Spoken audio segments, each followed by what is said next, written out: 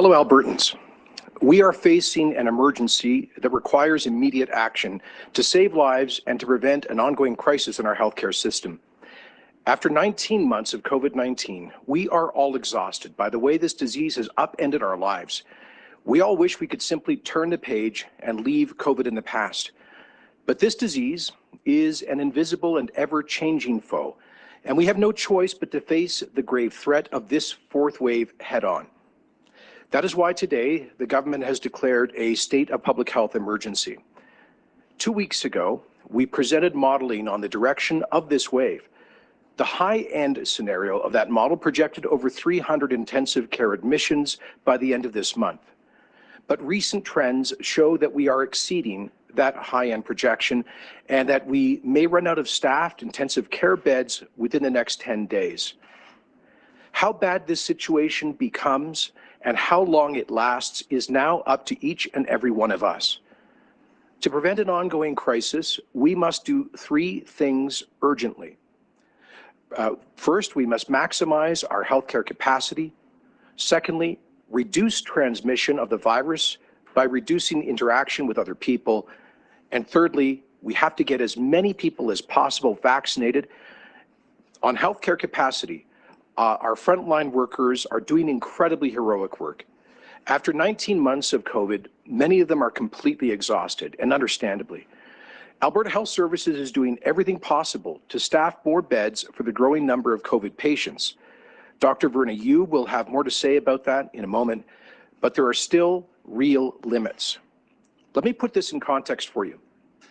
Even with the biggest per capita healthcare budget in Canada, Alberta hospitals normally, outside of a COVID year, have a total of 173 staffed intensive care beds, and we usually operate at about 85% of capacity. But as of today, we have 269 ICU patients, and we've made the difficult decision to postpone thousands of surgeries and other procedures to free up staff and resources for COVID patients. And we're sparing no expense to expand capacity. But unless we slow transmission, particularly amongst unvaccinated Albertans, we simply will not be able to provide adequate care to everyone who gets sick based on current trends. Which brings me to the second urgent priority, which is increasing vaccination rates. This is a crisis of the unvaccinated. 90% of our intensive care patients are unvaccinated. And if you are between the ages of 20 and 50, you are 50 to 60 times more likely to be hospitalized with COVID than if you are vaccinated. So I do not say this, by the way, to stigmatize people, but we all need to understand that the decision not to get vaccinated is not just a personal choice. It has real consequences for our whole society and for the ability of our hospitals to cope. COVID is hitting Alberta harder than anywhere in Canada because we have the lowest rate of vaccination in Canada. This is despite 9 months of educating people about the safety and effectiveness of the vaccines, despite making it as convenient as possible to get the jab in every corner of the province, including 1,400 pharmacies, and despite Alberta having the most generous incentives in the country, from million-dollar lottery prizes to $100 gift cards to those who get vaccinated. I want to thank the nearly 80% of adult Albertans who have stepped up to protect themselves, their loved ones, and our healthcare system and its workers. But it has now become clear that to save lives and prevent business closures, we must go further in encouraging vaccination and reducing the chance of infection for those who are unprotected. That is why the government has reluctantly decided to adopt the restriction exemption program, a proof of vaccination program for participation in certain discretionary activities that have a higher risk of viral transmission. No one will be compelled to get vaccinated against their wishes, and a negative test option will be offered as an alternative. But with unvaccinated patients overwhelming our hospitals, this is now the only responsible choice that we have. I had earlier committed not to introduce proof of vaccination because of concerns I had around privacy rights. But the government's first obligation must be to avoid large numbers of preventable deaths. We must deal with the reality that we are facing. We cannot wish it away. Morally, ethically, and legally, the protection of life must be our paramount concern. I believe that the vast majority of Albertans understand this and support this. Our third key goal is to reduce viral transmission. If we fail to do so, the pressure on our hospitals will be unsustainable for weeks to come. So this is truly a life and death matter.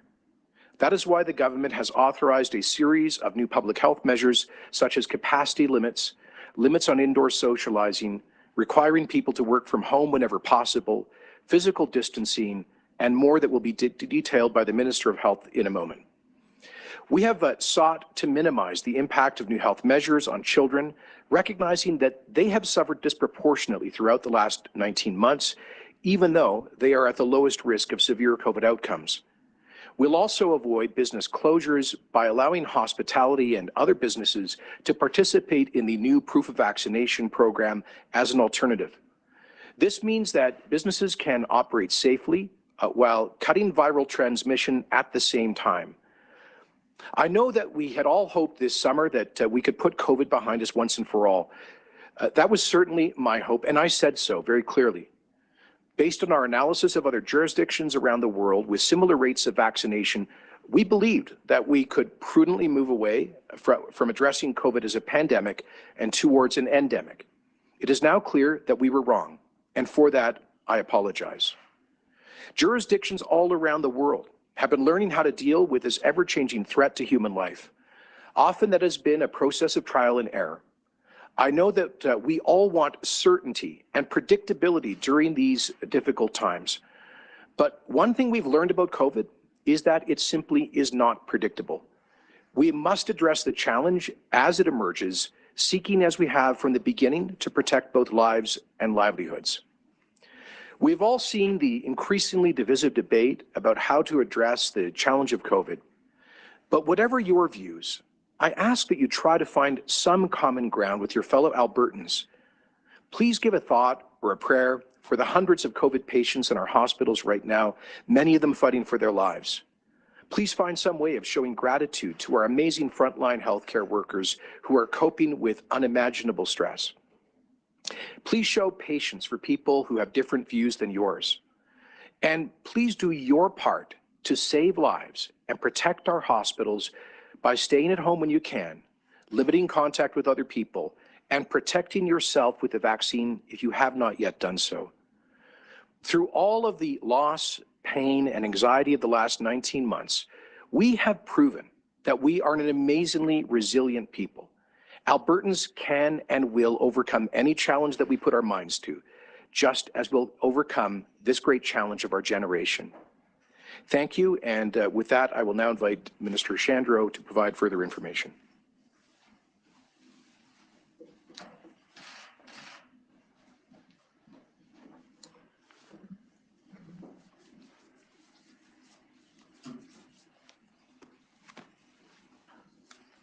Thank you, Premier, and good evening, everyone.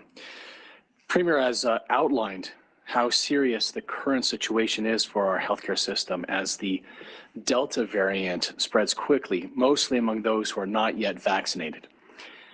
And we have to take aggressive steps to contain the spread to ensure that our hospitals have the capacity to help those who urgently need care here in Alberta. We have to stop the spread now, and we have to stop it across the province.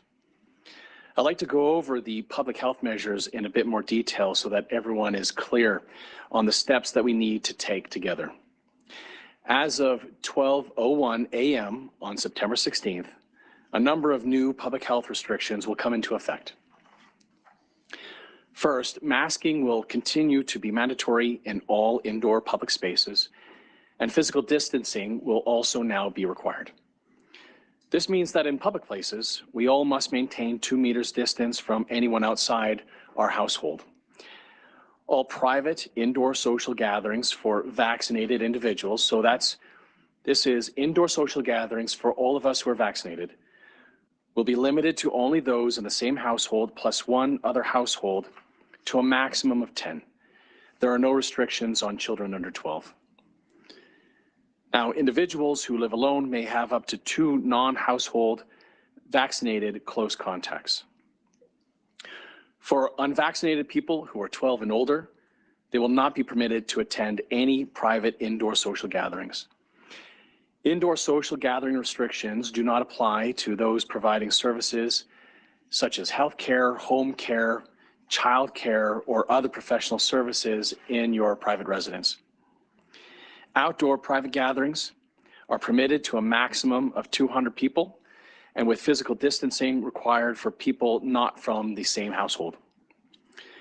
Outdoor public events with no indoor portion, except for the washrooms, of course, have no attendance restrictions but must maintain physical distancing between households or 2 close contacts for those who live alone. For places of worship will be restricted to a maximum of 1/3 of the venue's normal in-person capacity, and masking will be required. As well, physical distancing between households must be maintained, and individuals who live alone can sit with their 2 close contacts. In-person faith group meetings can continue, but attendees must wear masks and maintain physical distancing. These limits are mandatory and will be in place province-wide.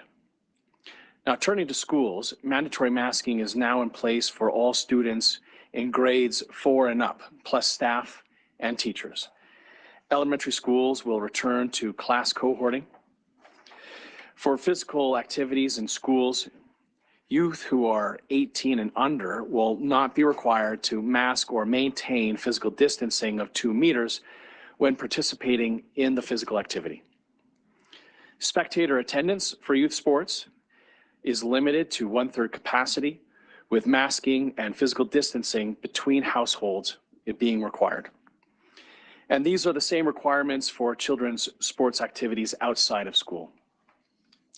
Outdoor activities can continue with no restrictions.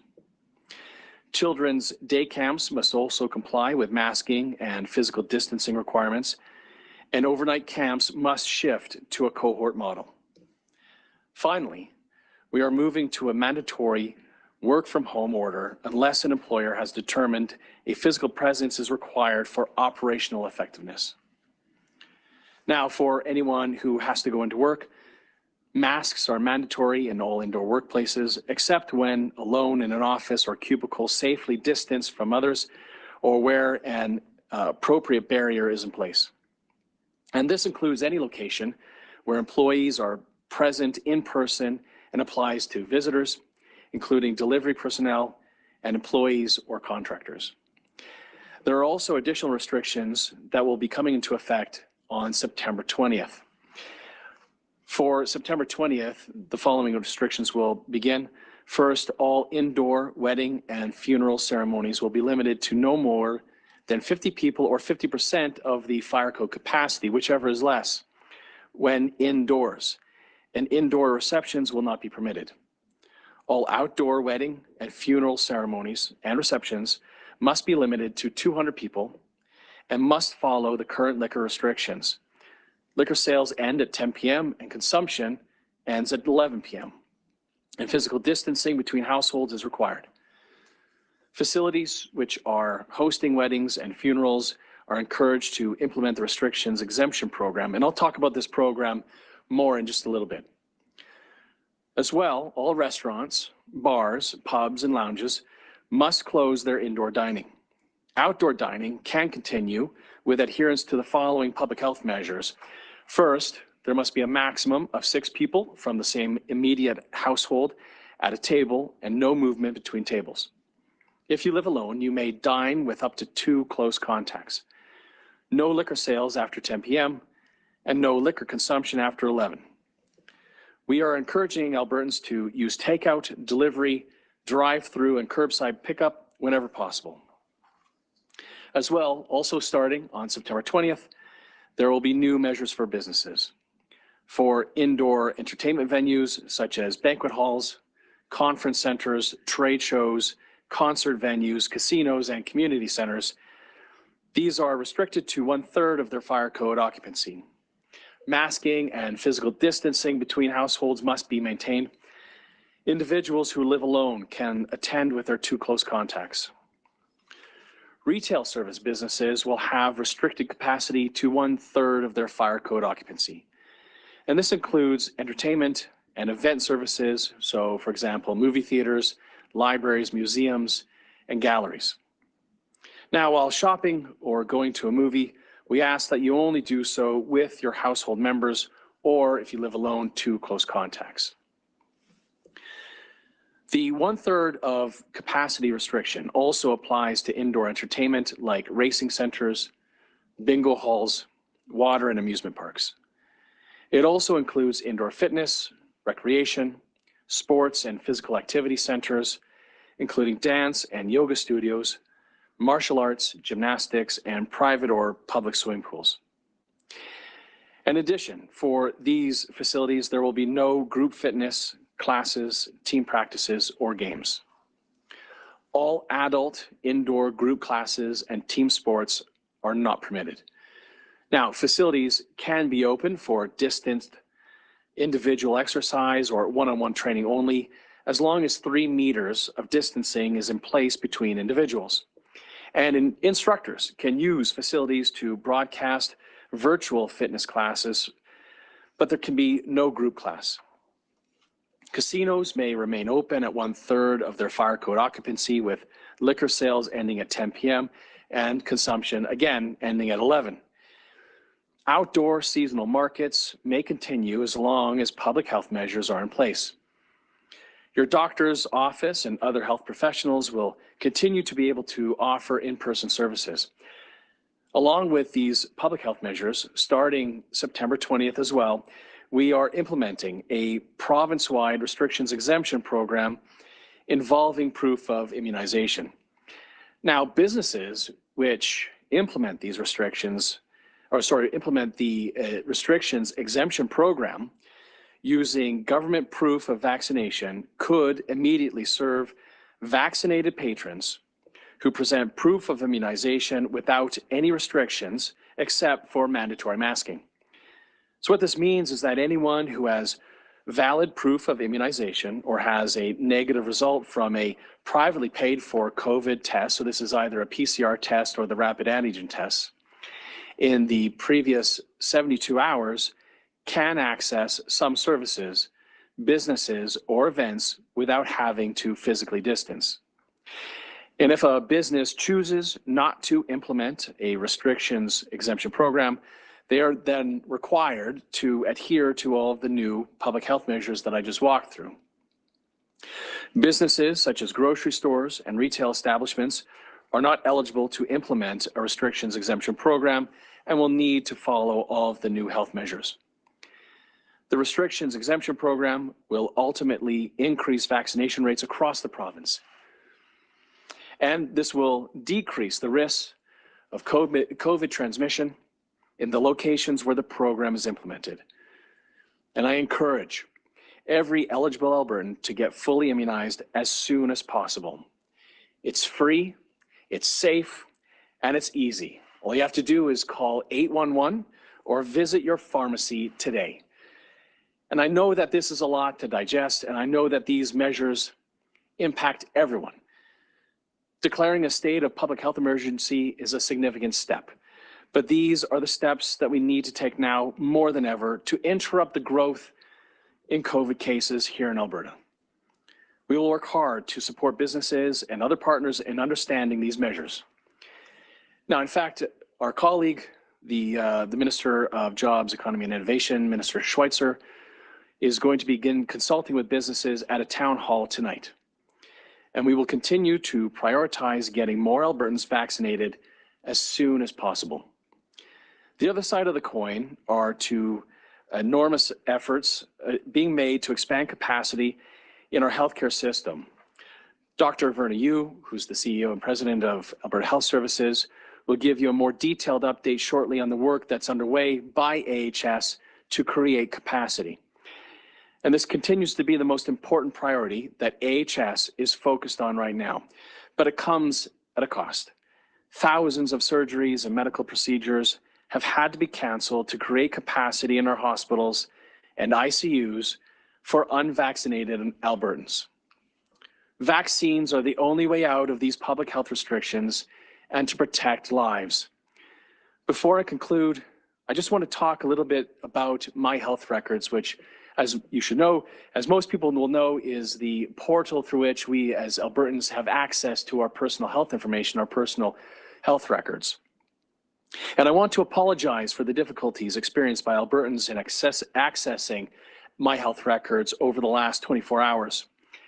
Significant improvements to MyHealth Records are being made as we speak. And for the time being, Albertans should avoid logging into MyHealth Records to download their immunization records. The printable card, which was going to be made available on Thursday, will not be available until Sunday morning. Additional details will be released as soon as they are available. And I want to stress that Albertans are able to use their existing records, whether they receive them from a pharmacy like I did or from AHS, when the proof of vaccination requirements are implemented on September 20th. And even after September 20th, you will be able to use your original copies or a screenshot of a previous screenshot you might have had, or when you get access to MyHealth Records, or a photo that you might take of your original copy to show proof of your vaccination. And we realize that this system is imperfect and some people may choose to abuse the system, but unfortunately this is unavoidable. And that's why in the coming weeks, we'll be introducing a QR code that will be a much more secure format. It will be downloadable similar to the similar version that's being done in British Columbia, and details will be announced as soon as possible. Thank you. I'll now invite Dr. Hinshaw to provide today's COVID-19 update. Dr. Hinshaw. Thank you, Minister, and good afternoon, everyone. I want to begin by recognizing all the healthcare workers who are doing everything they can to manage the rapid and accelerating impact of COVID-19 on the healthcare system. We are in a crisis, and we must urgently work together to again deal with COVID. We posted our daily update online at 3:30 p.m. as usual, so I won't review all of today's numbers. However, I do want to pass on my condolences to the loved ones of the 24 people whose deaths were reported to Alberta Health in the last 24 hours. Let me pause there. That is one person's life lost for every hour of the day. Every death is a reminder of the seriousness of this virus and why these actions that are being taken today are so critical. It has been a long pandemic, and I know that many people continue to grieve the loved ones that they've lost. Preventing more deaths is another reason why vaccines are so critically important. Vaccines are safe and they save lives. I cannot stress enough the importance of being fully vaccinated, not only for our own health, but for the health of our fellow Albertans, our friends, our families, and our neighbours. We need every person who is eligible for vaccine in this province to step up. This is especially true for those who are between the ages of 30 and 59, but it applies to everyone who's eligible. Vaccines are the key to preventing not only more sickness and deaths, but also protecting our healthcare system. The impact of this wave on our health system is already worse than any of the 3 waves that came before. This crisis impacts all of us. The integrity of the healthcare system is essential to delivering urgent and non-urgent care to those who need it most. AHS has taken steps to increase capacity to care for those who need it, but that is just one piece of the puzzle. It is equally vital that we reduce the rate at which COVID is spreading across the province. I know this is difficult. Albertans are not alone in having had to bear unbearable burdens during this time of COVID. In every country around the world, COVID has waxed and waned in different ways, taking lives and livelihoods, as all of us have struggled to find a balance between COVID's direct and indirect impacts. However, the challenge we face right now is uniquely severe in the context of Alberta's last 19 months, and our response must meet the challenge. To ask Albertans yet again to step up to protect each other through activity restrictions after all we have been through is agonizing, and yet it is absolutely necessary. Our hospitals cannot sustain care for all Albertans with the dramatic and rapid increase of COVID patients that we are seeing. Although vaccines are highly protective, the Delta variant is extremely infectious. I want to be crystal clear, the majority of COVID patients in hospital across the province are not vaccinated. However, we are also seeing some double vaccinated individuals who are vulnerable or immune compromised who are still getting COVID after 2 vaccines, and sadly some are still dying. We are offering a 3rd booster to many of these populations, but protecting those who may not have a full vaccine response is yet another reason for otherwise healthy people to choose to be fully immunized to protect their community. As I told colleagues earlier in a session this week with primary care physicians, I made recommendations earlier this summer based on the best information I had, and I regret that we began a move to an endemic transition too soon. We shifted our approach as soon as evidence showed hospitalizations were not decoupling from cases as we had expected, and I have continued to update my recommendations as our situation has changed. This is why I recommended a package of new restrictions for our province. And as Chief Medical Officer of Health, I want to take a few moments to explain some key features of the new restrictions being put in place. First of all, these restrictions will apply province-wide. I know some may wonder why I did not recommend a regional approach, and the answer is simple. While case numbers are highest in urban centres, they are high everywhere right now. This is a provincial concern. In fact, right now, hospitalization rates for COVID-19 in rural areas are almost triple that of Edmonton or Calgary, highlighting that this is a province-wide challenge that requires province-wide solutions. This is why we're implementing provincial measures and why it is critical that we all embrace them regardless of where we live. The new restrictions are also very broad. There will be sectors including restaurants, fitness, and places of worship who may wonder why they are included. These areas, along with many others, have faced and embraced restrictions many times over the past 18 months. And I know this has been difficult, with severe consequences for many people in these sectors. I want to stress that no single sector or area of our society is driving this spread alone. Instead, it is the result of close contact that occurs whenever people gather together, especially indoors. This means no one sector is to blame, and it also means that we have no choice but to include many different areas where people can and do interact in ways that increase transmission. Each of these new measures acts as a layer to help stop transmission. They are meant to work together to reduce the risk of COVID-19 and to bend down the curve again. After more than a year and a half of this pandemic, there is significant evidence and literature about how the virus spreads and the risks of transmission. We saw in past waves that a layered approach across multiple sectors can bend down the curve. I know that restaurants, gyms, faith communities, and others have worked incredibly hard to protect those they serve. I wish these steps were not necessary, but they are. I cannot speak strongly enough about how important it is that we all follow these measures, and for each of us to consider how we can reduce in-person contacts with people outside our household as much as possible. I ask all of us to go above and beyond the minimum requirements and to do everything we can to stop spread. Our choices have never mattered more. The choice to be fully immunized saves lives. The choice to reduce close contacts saves lives. Following the mandatory isolation order that continues to be in place whenever we have any COVID-19 symptoms and if anyone tests positive, saves lives. We have seen similar measures work throughout different stages of the pandemic. These new steps can and will work if we all support them. I ask all of us to also be mindful of the mental health impacts of our current state. We need to be compassionate with ourselves and others to the best of our ability. Kindness has also never mattered more. Please be gentle with yourself and with others. We will get through this too. The more we can do that together, the better we will all be. Together we can do this.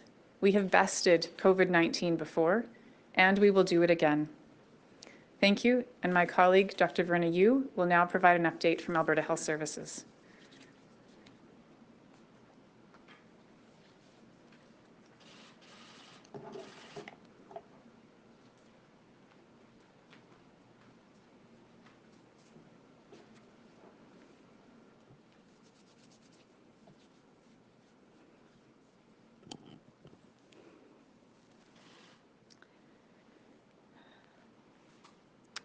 Good evening. We are facing our greatest challenge as a provincial healthcare organization at a time when most of us had hoped that this pandemic would be close to over. Our healthcare system continues to experience severe capacity challenges, greater than we have faced throughout this long and exhausting pandemic. Yesterday, we reached 270 patients in ICU. That is the highest number of ICU patients that we have ever seen at any time during the pandemic or ever in our provincialized healthcare system. Our ICU capacity was at 88%, but remember, that is taken into account the additional 132 surge spaces that we have opened to meet demand.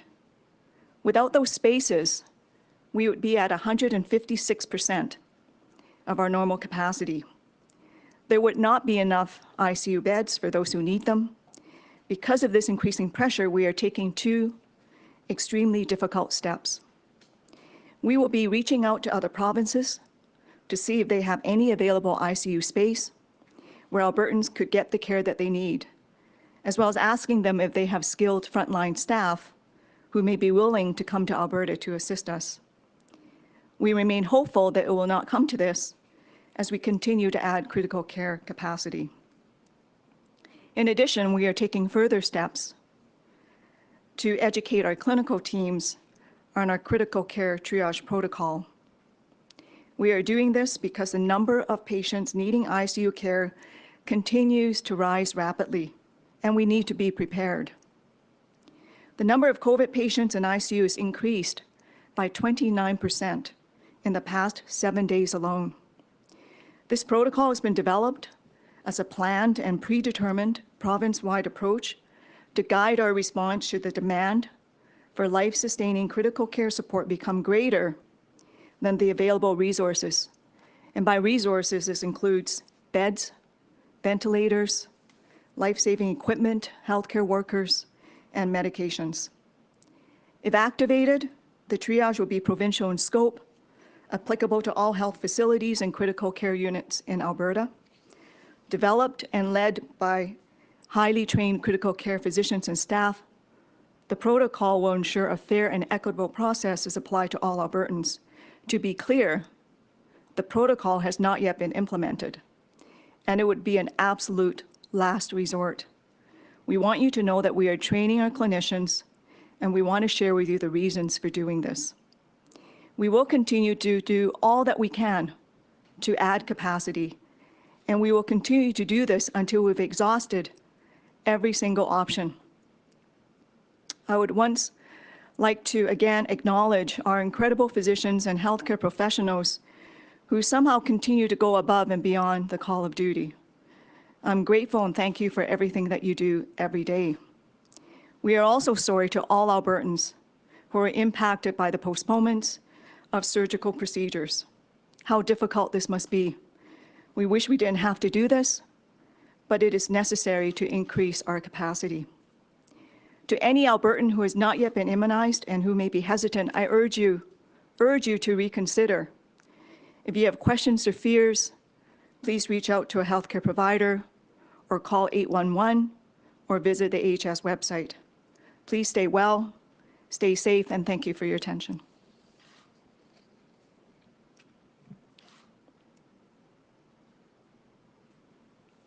Please limit yourself to one question, one follow-up.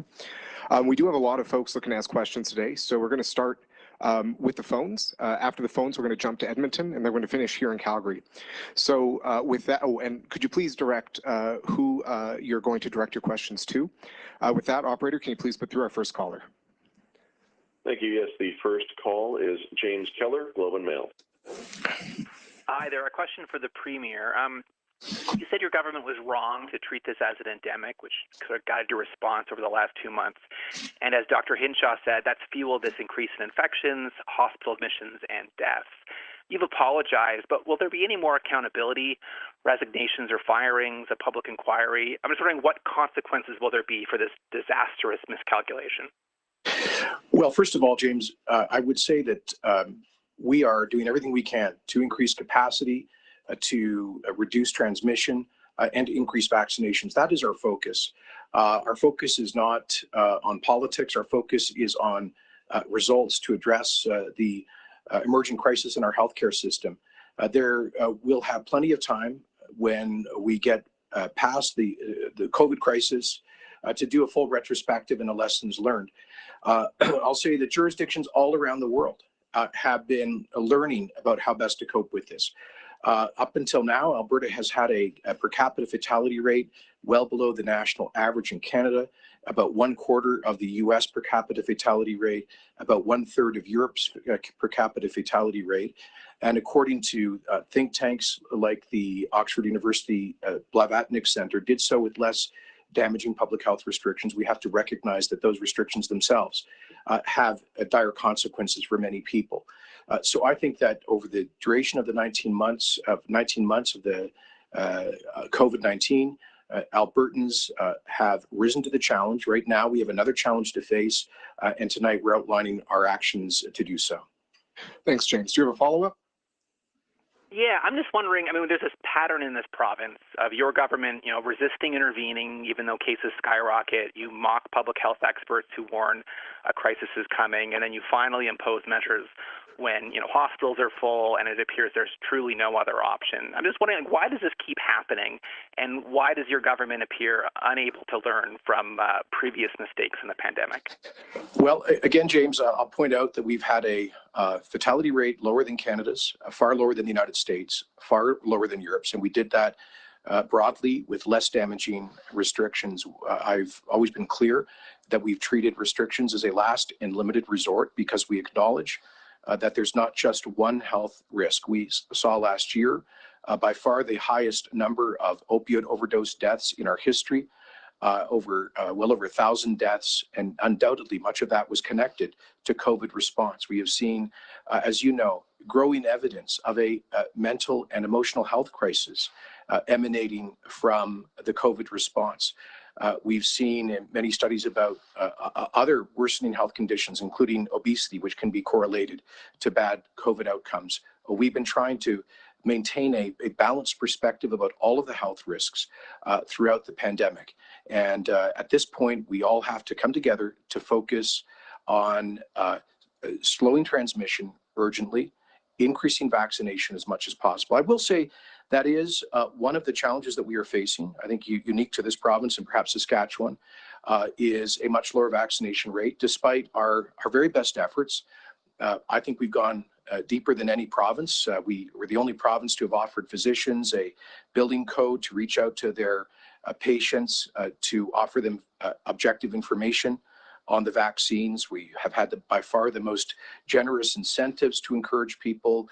And we have some success stories. I mean, here in Calgary, 83% of the adult population have received at least a first dose. We took, with concerted effort, working with community organizations, took one of the most under-vaccinated neighborhoods in upper northeast Calgary and turned it into the single most highest vaccinated neighborhood in the province. That has helped to save lives. So we've pushed so hard on the vaccines, and yet, we are still about 10 points below the national average. That's very discouraging, but we're not going to give up. I think that, James, another point that we have to acknowledge is that so much of this is about human behavior.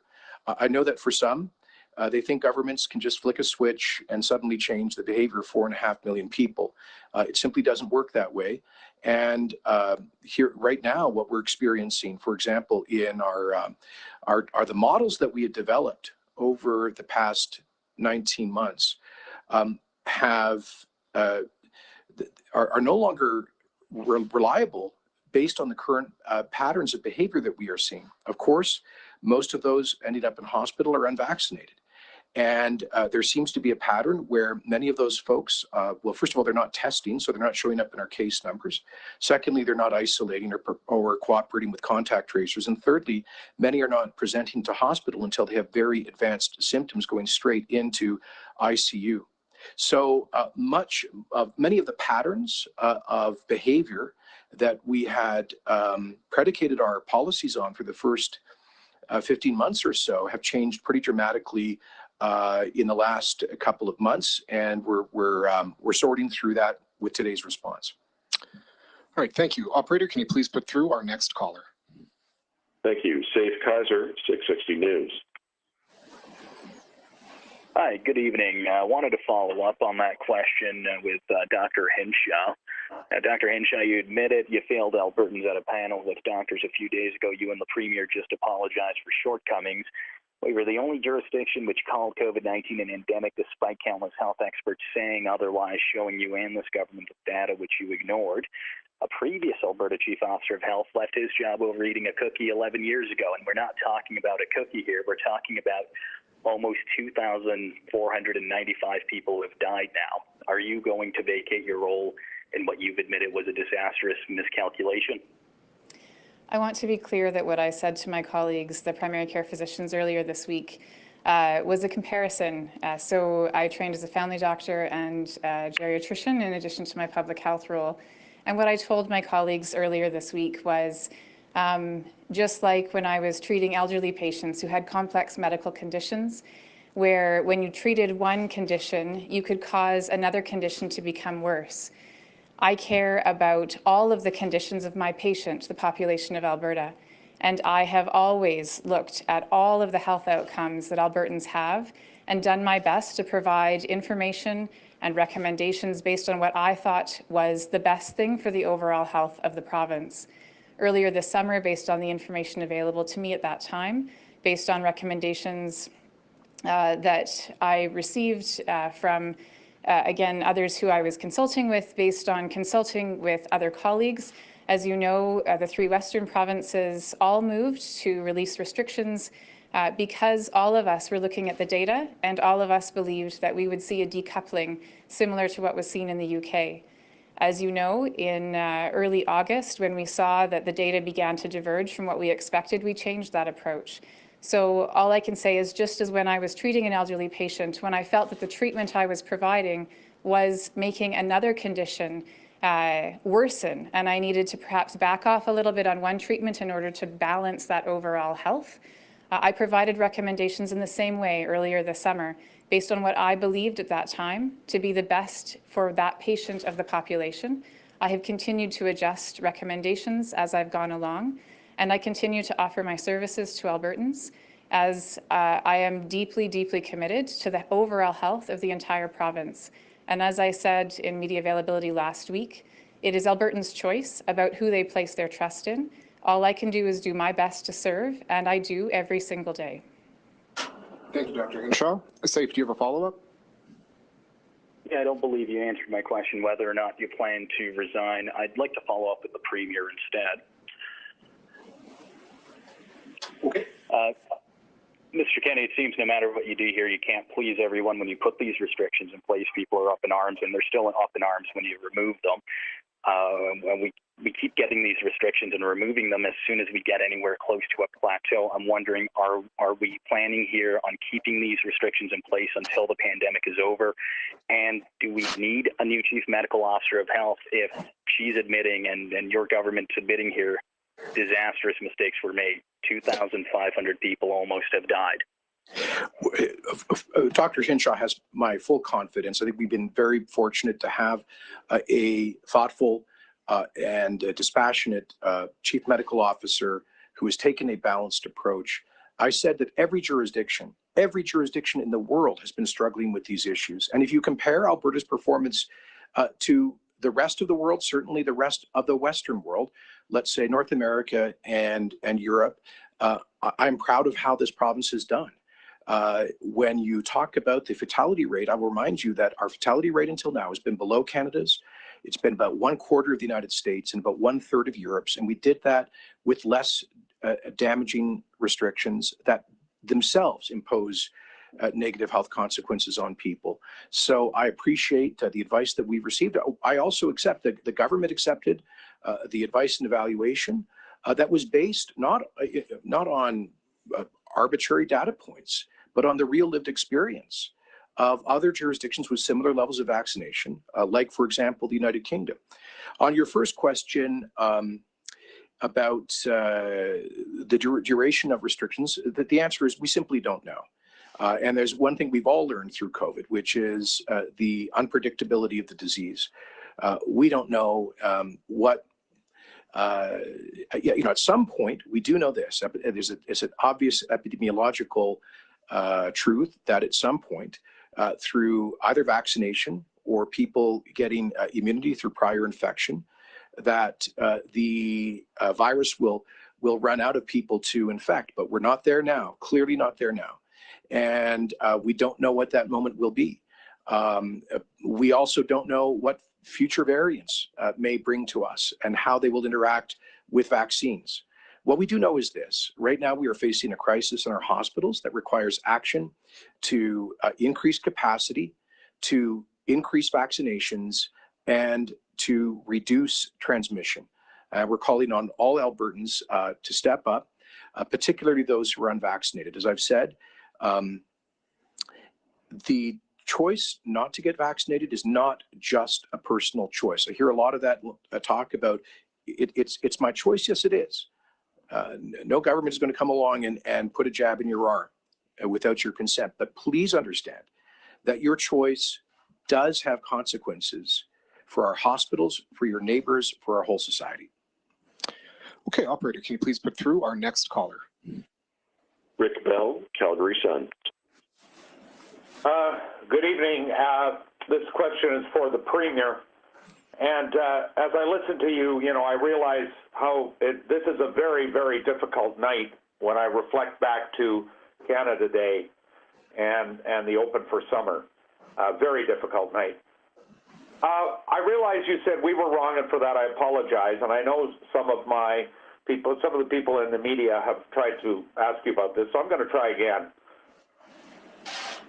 This question is not for Dr. Hinshaw. It's not for Minister Shandro. It's for you. To what degree is what has happened between July 1 and now a reflection on your leadership? There are people of all political stripes who are angry with you. There are people who are United Conservative Party voters who are angry with you. I dare say there are people among the United Conservative Party members of the legislature who are angry with you. There are people who want you to resign. There are people who want you to give a more fulsome apology than the one-sentence apology you gave. There are people who say they do not have confidence in your leadership at this time. I just think Albertans deserve more than we were wrong, and for that I apologize. So I'm giving you the opportunity now, Premier, to say something more to Albertans than just that one sentence. Well, sure, Rick. As I've said, and as Dr. Hinshaw has said, we were wrong in talking about moving this from pandemic management to endemic management in July and August. I frankly don't think we were wrong to lift public health restrictions in July. We actually saw that case counts and even the Delta variant continued to stabilize and even come down through most of July, even after large public events. And I also think it's critically important to understand that at least in this society, you can't sustain serious intrusions into people's lives permanently. This is, and so I don't apologize for the decision to relax public health restrictions in the summer, supported by the data, when numbers were declining and vaccine numbers were going up, supported by the experience of other jurisdictions around the world, to have maintained damaging restrictions all through the summer would, I think, have only resulted in massive non-compliance and even more anger. You talk about anger, there would have been no shortage of it if we had told people that despite the numbers in the summer, we were going to maintain lockdown-style policies. Second point I want to make, Rick, is that one of my main concerns through COVID has just frankly been the morale of people, their mental and emotional state of well-being. And so, yes, I said a lot of optimistic things in the summer because I think it is the job of a leader to convey a sense of hope and optimism, not a sense of despair and pessimism. And from the perspective of where we were in July, there were good reasons to be hopeful and optimistic. We have seen things change and we are responding accordingly.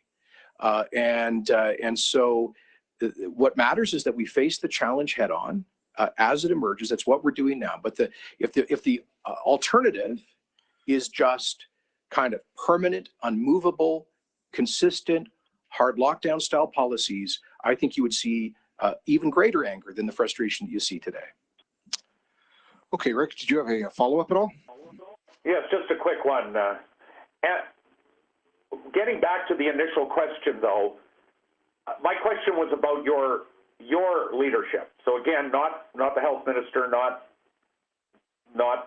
Dr. Hinshaw, and I understand what you said in the first answer. But to what degree do you think your leadership has failed between July 1 and now, if at all, has failed between July 1 and now? And if it has failed, how are you going to get people back together when, as I said in my previous question, there are people all over the political map who are in varying degrees angry with you personally, Premier Jason Kenney, you, the person, the Premier, they're angry with you. How do you deal with all that? And how does it reflect on your leadership, your personal leadership? So, Rick, I don't think this is about me. I think this is about protecting our hospitals. And we have to do what is necessary to do so. Rick, I said in my opening comments that we all know that regrettably, there is deep division in our society about how best to address the challenge of COVID. We have, on the one side, people who have been advocates of hard, permanent lockdown style policies that I think the vast majority of Albertans would not tolerate. On the other side of the spectrum, we have people who believe COVID isn't real or that its threat is massively exaggerated, and that's clearly not the case either. What we have sought to do, what I have sought to do as Premier, based on the best public health advice, is to navigate a safe and sensible middle ground approach, one that did not always and immediately turn to damaging restrictions as the only policy response, and yet one that has dealt with these waves as and when necessary to protect our healthcare system. That has been our approach. I think it's an approach that has served Alberta well to this point. Now we're facing a new challenge, and we have to step up united in doing so. And I don't think this should be about politics or personalities. It should be about the imperative of coming together to increase vaccination rates, reduce transmission, to protect our healthcare system.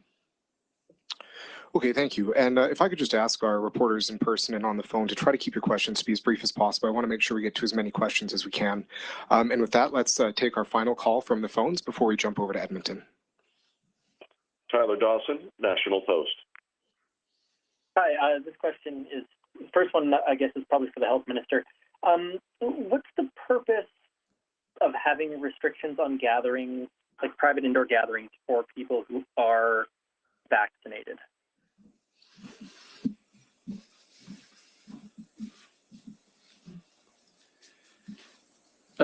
Thank you, Tyler. It's a fantastic question because the answer is right now, We have pressures on our healthcare system. It's right now mostly those who are unvaccinated that are presenting and putting that pressure on our hospitals as well as on our ICUs. But there is still some cases in our communities through those who are vaccinated, like me. And right now for us, with the pressures, the unprecedented pressures that we're seeing, as Dr. Hinshaw and Dr. Yu spoke about on our healthcare system, for us to take measures right now to try to reduce the case transmission that we see in the community, to try to bring down the cases that we see in the community, to then be able to bring down the cases in general and whole in our hospitals. So that's the thinking there. Dr. Hinshaw, further context from you for Tyler's question. Sure, I would just say that one of the analogies I've been using lately is that of a forest fire. So if you think about a fire, if it burns hot enough, even if there's some fuel around, some wood that's been wetted down in advance to prevent it from burning, if the fire gets hot enough, it will find any small areas or bits that can burn. And so as our transmission rates are so high right now in the province, and there are some people who are fully vaccinated who may not have had as robust an immune response, we know that it is possible for some people who have been double vaccinated to still have breakthrough disease.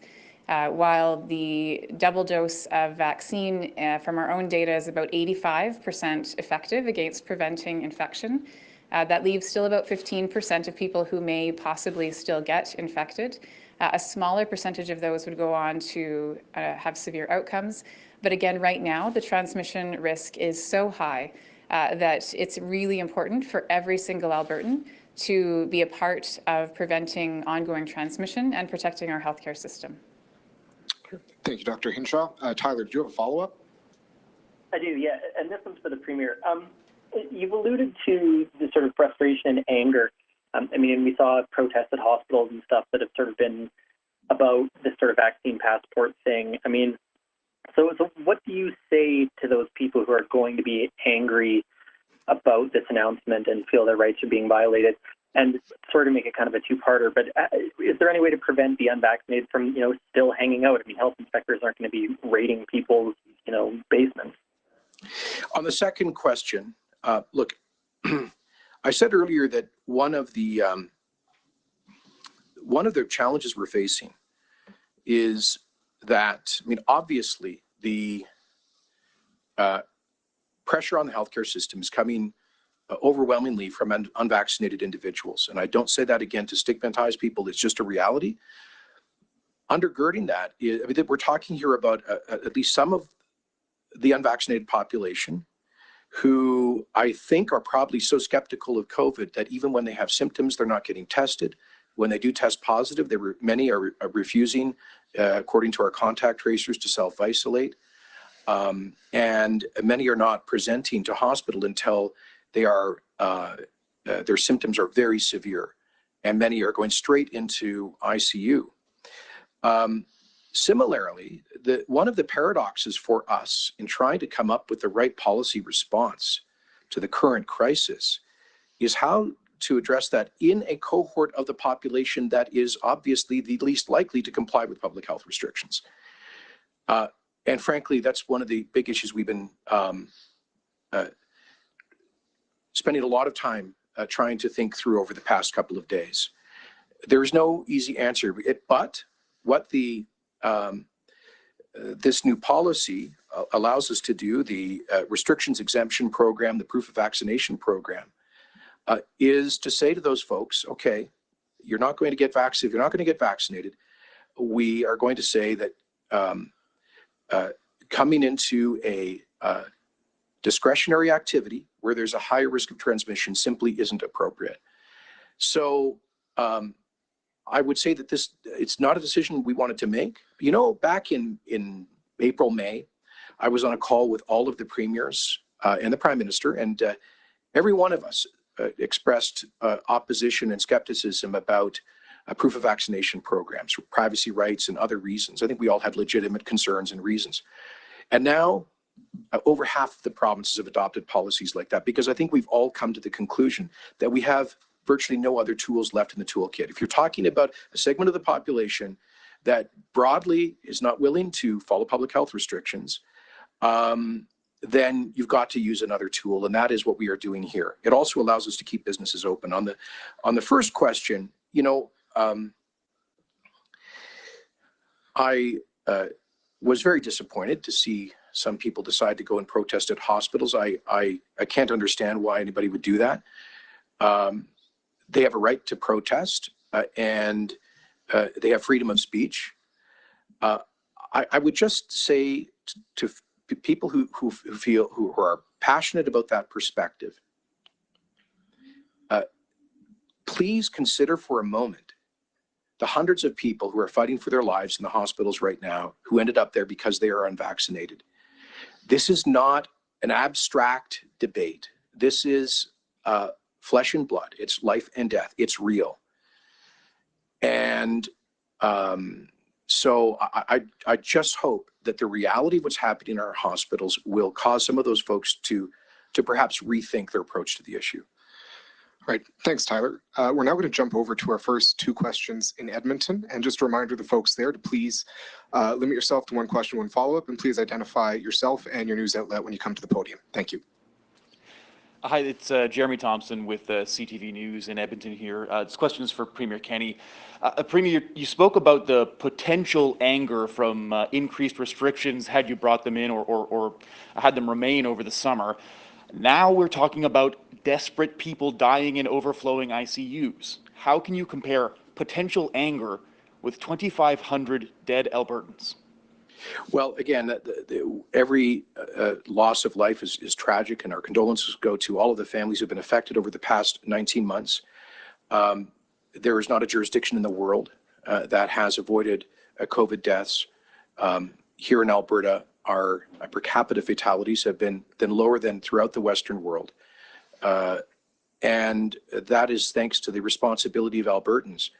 We have always regarded restrictions as a last and limited resort, because in a complex free society like this, you simply cannot put 4.5 million people under a permanent lockdown.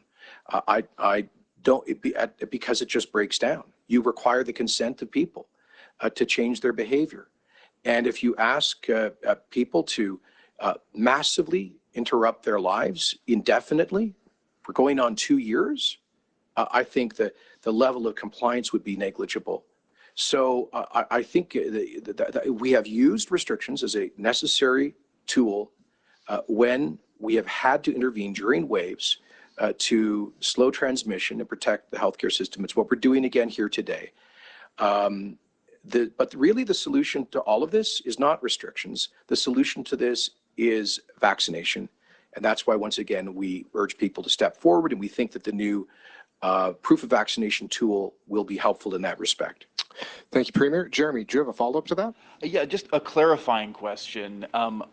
Do you or don't you apologize to Albertans over your government's pandemic response? I believe you've said both this evening.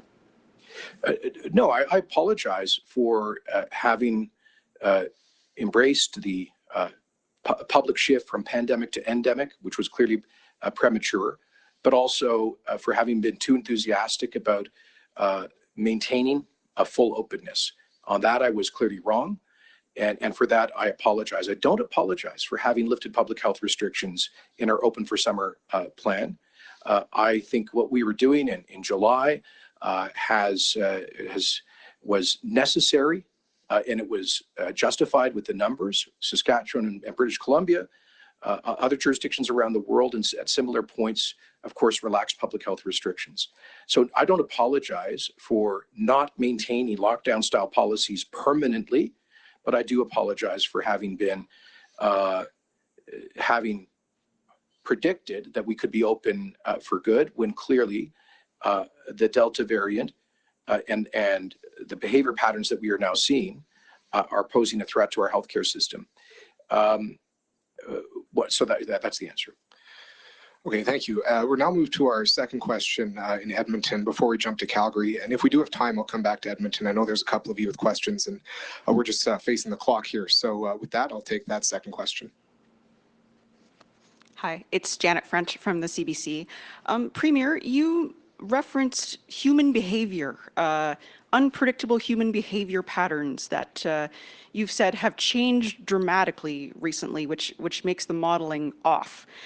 So I'm curious, in July, when you said that Alberta was open for summer, open for good, and then you lifted all restrictions, that would have changed people's patterns of behavior.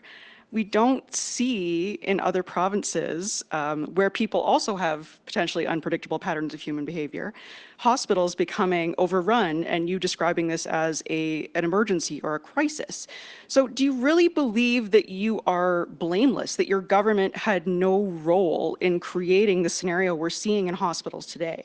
Well, specifically what I was referring to, Janet, is what appears to be a significant number of people who are symptomatic but are not getting tested, and a larger share of people who are testing positive, who are close contacts, who are not isolating, and who are not presenting to the hospitals until they're very sick.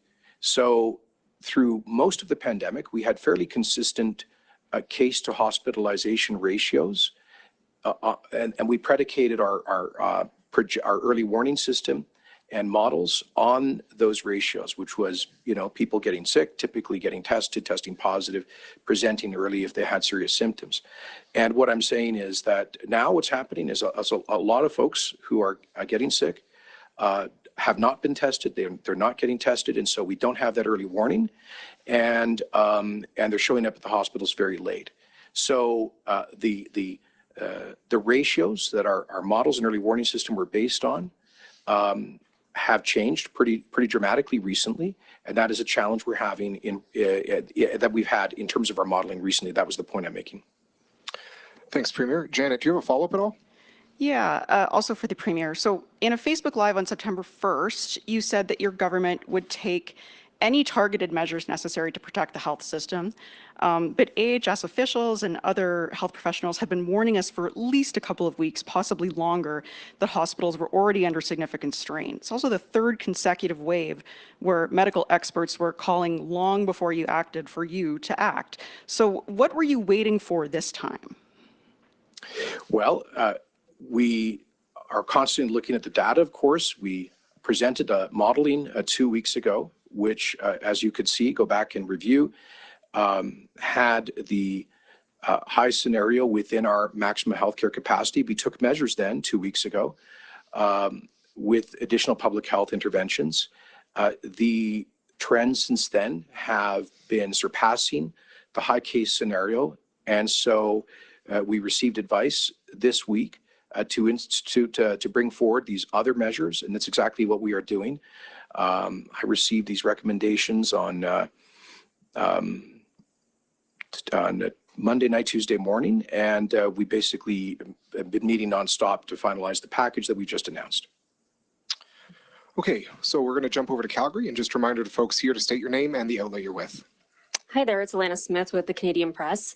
My question's for Premier Jason Kenney. Doctor, you just mentioned that they're thinking about implementing triage protocols at Alberta Health Services if it were to come to that. What responsibility do you take in letting this wave get so far out of control that healthcare professionals may soon have to make the extraordinarily difficult decision of who lives and who dies? And what evidence suggests these measures will prevent that from happening? Well, with respect to evidence, I'll defer that to Dr. Hinshaw. What I will say about what we must do now is increase vaccination rates and reduce transmission. That's what these measures are designed to do. We do have the advantage of just under 80% of the eligible population having had at least a first dose. Of course, there are more Albertans who have some degree of immunity through prior infection. And so that is a radically different context than let's say the first, second, or even the third waves. These are very real measures. Most importantly, they help us to create safe social and business places while also further incentivizing vaccine take-up. which is absolutely critical. I mean, that is where Alberta is falling behind. It has fallen behind, having the lowest vaccination take-up in the country. I don't know what more we could have done in that respect. The only policy we have not used was this proof of vaccination requirement, and we're announcing that tonight. Obviously, no one wants our medical professionals to have to use triage protocols, and the very prospect of that is disturbing, and that is why we're taking these measures. And Alana, do you have a follow-up at all? I do, yeah. I'm just going to follow up on Janet's question there. Since you last announced some measures to protect against COVID-19 on September 3rd, about 90 Albertans have reportedly died from COVID. ICU admissions have increased by at least 70% and hospitalizations by 50%. Healthcare workers have continuously pushed your government to enact stricter restrictions for weeks on end. These cases and hospitalizations didn't come from nowhere. There were many warnings from healthcare workers and experts. So why today, why now, and why did it take this long to implement this range of measures? Well, again, we implemented measures just under 2 weeks ago. We then analyzed the data. We saw that our trends were moving above the high case scenario in our modeling, and that is why we have come forward with these wide-ranging policies here tonight. Okay, and now I have time for one last question here in Calgary. Hello, this is Jason Herring at the Calgary Herald. This question's for Dr. Deena Hinshaw.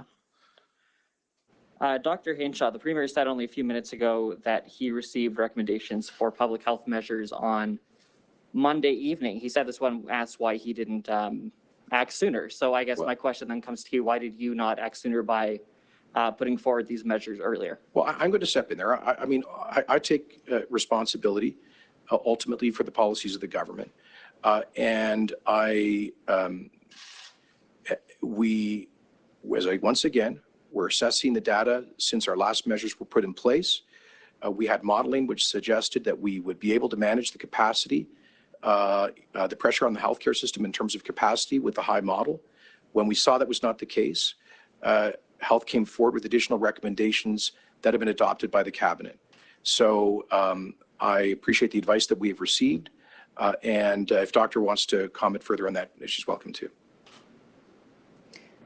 Thanks, Premier. I would just say that my team and I have continued to offer recommendations throughout the entire pandemic as the situation has changed. And when each new set of modeling or each new change in circumstances has come forward, we have brought forward at that time the recommendations, and then, as it has always been the case, there are choices made about what are the best measures to implement. So that's just been the continuous process. Okay, Jason, do you have one follow-up? Yeah, this is for the Premier. In early June, your Executive Director of Issues Management said the pandemic is ending, accept it. You said June 18th you didn't see a scenario in which hospitalizations rise, yet alone we're overwhelmed, and you attacked the media for, quote, promoting fear. These have been kind of emblematic of the way your government addressed those who raised alarm when government moved to remove all restrictions. How can you justify now, or how can you expect people to take you seriously now as you move to this more somber and serious tone? Well, We have consistently not agreed with those who have called for hard, permanent lockdowns. We think that the broader cost of that to the health of our society, people's mental and emotional health, would be intolerable. We have used restrictions as a necessary resort to address waves of COVID-19. We've done it effectively. We're doing that again, and we just call upon Albertans to rise to the challenge, as they've done before, to reduce social interaction, to reduce viral transmission, and to take this situation very seriously, but most importantly, wherever possible, to get vaccinated. So I've already addressed the question about what was clearly a premature commitment to move from pandemic to endemic management. But once again, I don't believe that maintaining hard, wide-ranging restrictions indiscriminately, regardless of the numbers, would have served us well either. Okay, thanks, folks. We have time for one more question from Edmonton, and then we'll call it a night. So can the last question in Edmonton please state your name at the podium and ask your question directing it to who you'd like to speak to. Hi, this is Lauren Boothby from the Edmonton Journal. I'm not sure who this question is for, but among all of these restrictions that you've announced, it says they're mandatory, but I haven't seen any consequences. So are there any fines? What's going to happen to people who don't follow them? And it might be difficult for some of these businesses now to enforce these restrictions after months of people being used to this. So how are you going to deal with that? Thank you. So these will be restrictions that are enacted through a chief medical officer of health order. And the consequences of contravening an order is the same as it's been throughout the pandemic, which I guess Dr. Hinshaw or Dr. Yu would be able to speak to.